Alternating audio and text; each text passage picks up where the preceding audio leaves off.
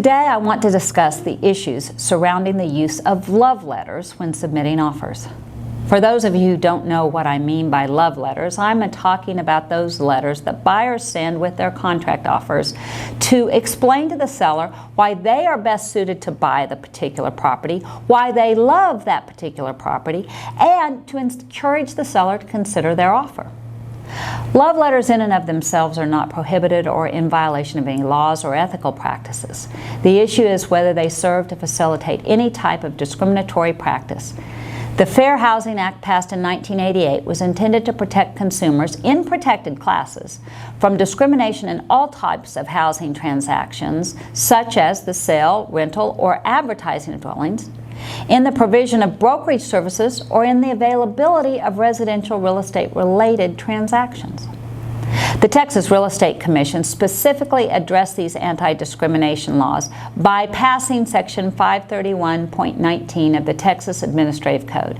I paraphrase, but it basically states, no real estate license holder shall inquire about, respond to, or facilitate inquiries about or make a disclosure of an owner or purchaser which indicates or is intended to indicate any preference or discrimination based on any of the following protected classes: race, color, religion, sex, national origin, ancestry, familial status, or disability. The issue with the love letter is whether the letter indicates or facilitates discrimination. From a buyer's agent's perspective, is the buyer writing the letter to seller to let them know they are a cultural fit for the neighborhood?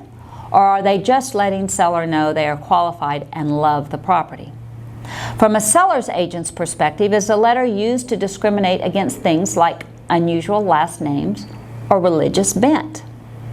The law prohibits facilitating, disclosing, and or intending to indicate a preference in a way that is discriminatory. This is hard to define, but you know it when you see it. I worry when buyer's agents encourage such letters. Does the agent encourage a letter every time or only in certain circumstances? If only in certain circumstances, then why?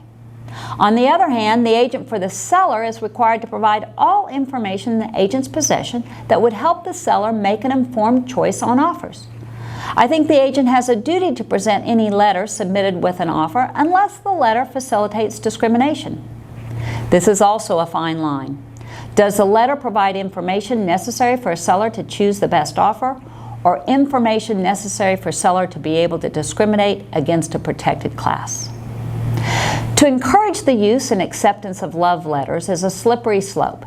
As a buyer's agent, instead of encouraging any love letter, the best practice is to encourage submitting the other forms of documentation that show the buyer is qualified and eager to buy the property.